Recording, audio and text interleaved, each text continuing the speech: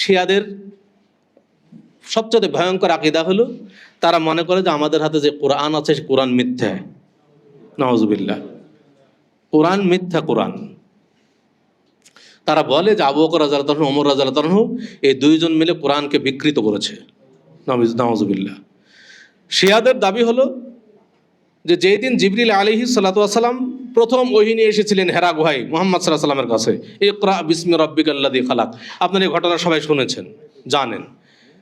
তাদের দাবি হলো যে ওই দিন ওহী আসার কথা ছিল আলী রাদিয়াল্লাহু তাআলার কাছে, কিন্তু জিবরিল আলাইহিস সালাতু ওয়াস সালাম ভুল করে মুহাম্মদ সাল্লাল্লাহু আলাইহি ওয়াসাল্লামের কাছে ওহী নিয়ে গেছে।